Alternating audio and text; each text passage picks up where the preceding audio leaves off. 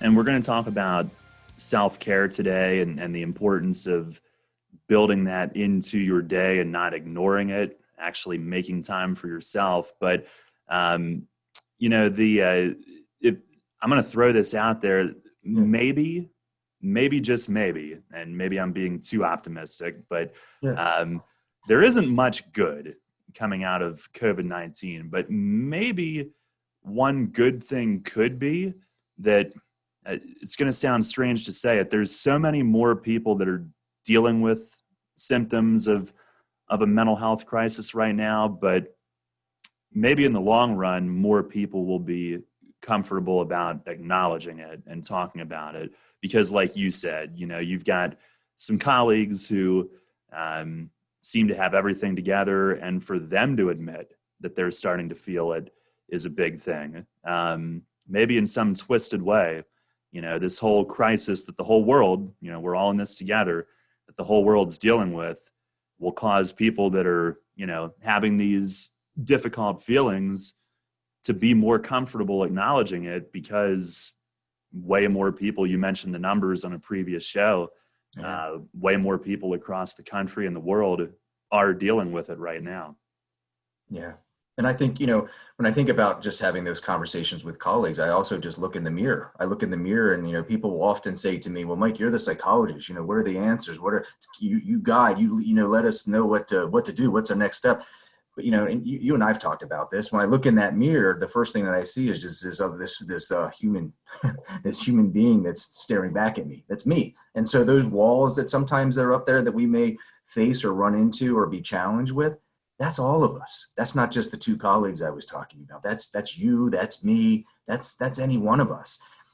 And I think you're absolutely onto something here. So the pandemic has brought a lot of difficult challenges. There's been a lot of losses. There's been a lot in so many different ways. And we've touched on this some in the past in our past conversations. But I do believe through difficult, challenging times, absolutely. Every single challenge also presents opportunities for growth and meaning and silver linings that we can embrace. Now, that's easy to say. And sometimes we're in a moment where like, I don't see that. I don't see any silver. I don't see any linings. I don't see any positive.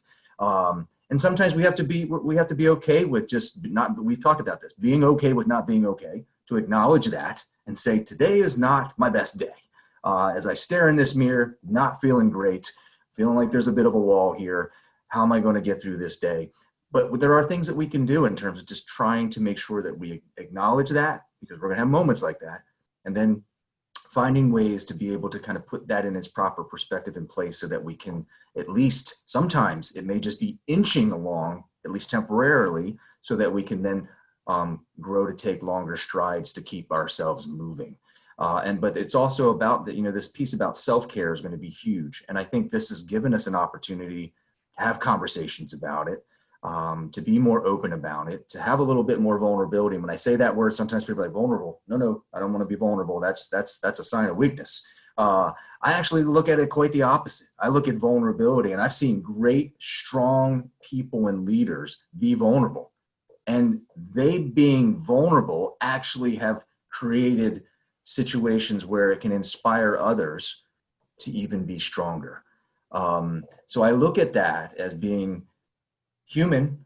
We're all, whether or not we ever want to admit being vulnerable, we are going to be vulnerable because we're human. So if we acknowledge that, and we can share that and can talk about that, we can also then move beyond that and find ways to be able to grow, to learn from some things, to be able to find meaning, to be able to create and see possible silver linings. So I see this. What you and I, when we started talking about this idea, with WellSpan getting together with the Revs and WYK and just what that's can we start with a conversation about this with mental health and good mental health and self-care and well-being? Absolutely. So I love this. I love the fact that we're being able to do this, and I hope that we can, with our listeners and people that are tuning in, that we can create this space that, we invite you to join us in these conversations. This is how we're going to be better. This is how we're going to be stronger.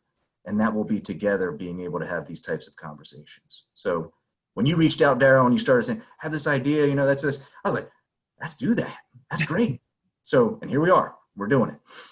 You and I, as sports fans, I think it really gets our antennae tuned in when athletes talk about it. And I don't know, I'm a big golf fan. I don't know if Bubba Watson just recently talked about it or if a friend of mine just recently sent it to me, but not many in golf have talked about dealing with it, but he did. And, I think of, obviously Dak Prescott. Neither you or I like the Cowboys, but right. I'm definitely going to root for him now, given that he opened up about his struggles. I think Aaron Rodgers did as well. So the more and more, quote unquote role models that do that people look up to and, starting that conversation is huge.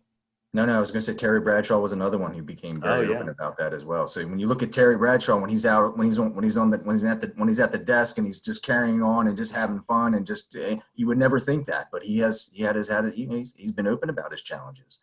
But he's been stronger for it because he has been open about that. He has been vulnerable, and same with the others that you're mentioning, like Dak Prescott and also, Bubba Watson. There are many others too. I mentioned Michael Phelps before when he was setting world records and record times and gold medals.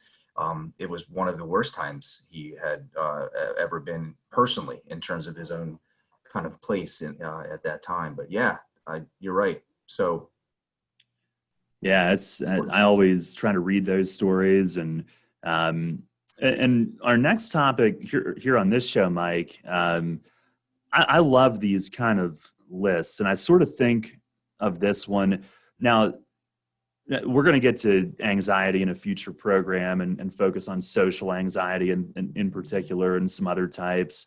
I think a lot of our topics have been, kind of based on depression symptoms and everything so far, but they do kind of, they work together like a twisted jigsaw puzzle. But I always think of there's some great examples online of lists of if you're dealing with anxiety or depression, whether they're lists of symptoms or it puts into words how you feel. And you can maybe share that with somebody if you're having a tough time articulating in your own words exactly what you're feeling. There's some great sort of short lists out there that kind of explain what it's like and what it feels like to be in that. And maybe that's a tool that people can share with, their loved ones and friends if they have a tough time of actually putting it into their own words. But you mentioned to me this awesome thing that I think you said is on a poster at the WellSpan offices, or was it it's 9 to Know. I'll let you take over, but where did that originate? It kind of reminds me of those lists. Yeah, no, and that's something that I pulled together and kind of came up with a list, called it 9 to Know. Oh, okay. There was something that we did talk about. There's an infographic that we've been using at WellSpan. It's out of Columbia University, and it's called it's basically in the shape of a tree, and in the tree branches you have 9 different strategies to build resilience, because resilience, this ability to bounce back from adversity and challenge, can be developed. It's not like you only get a certain amount of resilience and then you're all done when you're all tapped out of the resilience tank. That is not. Sometimes we do get pretty low, and if we're not careful, we can be running pretty low and pretty close to empty on that resilience kind of fuel tank. So that image, and there may be ways, Darryl, we'll talk about maybe even being able to share that image. I know we'll have the some things that we can share in terms of resources, and I'm more than willing to share that. The 9 to Know is something that's similar. They're all, those tips on that growing resilience tree are all evidence-based or research-based. So they're not just like, well, maybe try this. These things have been proven to work, kinds of things. So even if someone says, well, that's not for me, I'm not really someone who that doesn't really connect with me. But if you got 9 choices and you can do maybe 1, that's better than 0. So, so it's always the first step, or sometimes it's expanding the kind of the horizon, or just kind of the, so it's like, if we're going to give someone an opportunity we're going to give you a couple more tools to add to your toolbox. Nope, I'm good. I just have my set here. I'm fine. But if I'm not fine and someone's offering me some possibilities of some extra tools, to me, I would say, okay, well, let's consider it. That's just maybe one of those I can add to my box.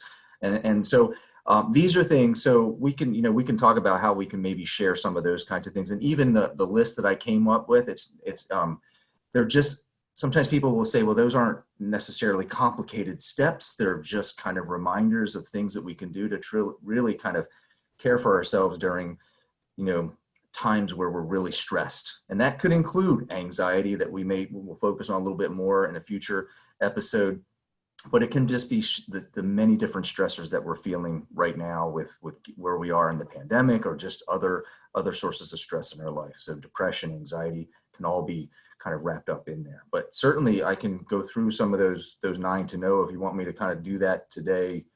Yeah. What are your thoughts? I don't know. Yeah, let's start with mentioning what they are, and then we'll tackle, like, I know we try to keep the program to roughly 30 minutes, sometimes Right. a little bit more, but we can tackle some of them today, the rest next week. But even before we get into it, Mike, just the importance of self-care and making sure that each day that you're doing something for you. And that's something that my therapist, Katie, and I have spent a lot of time talking about. Yeah. And I think that a couple things can happen, and I agree with this. And you and I were talking about this before we went on today. Sometimes we have to come up with a game plan. So these 9 to know, I can share, that can be part of your toolbox or part of the game plan. And the game plan is, how am I going to take care of myself so I can be at my best space or place in my best self, so I can be there for everything else I need to be, whether that's for my family members, my friends, my coworkers, my work, whatever it may be.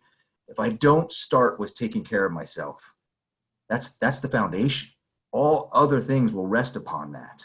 And so, when you talk about some things that you and Katie have talked about, that's huge. You gotta start there. But sometimes a couple things happen. Sometimes we're running through life, sometimes running, sometimes walking, sometimes it's crawling, whatever it may be, we're moving through life, but we may not even realize how stressed we are. I've had conversations with other professionals in the field. We talk about this. Sometimes people, no matter who we are, doesn't matter, even the psychologist sometimes doesn't realize how stressed we may be in any given moment.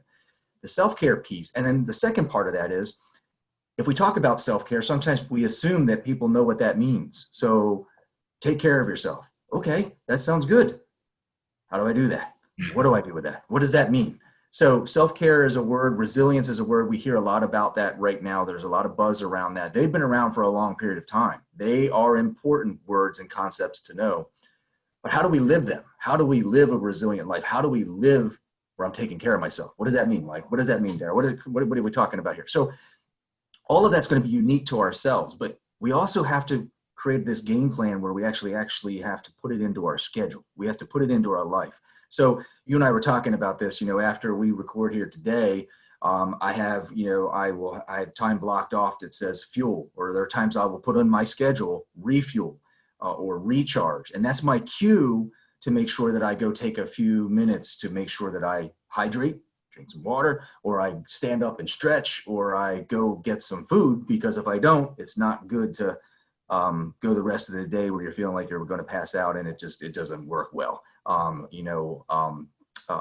Hunger is that primary need, and it can also fuel many other. If we don't fuel that, we're just not at our best selves and best place to make sure that we carry on with the day.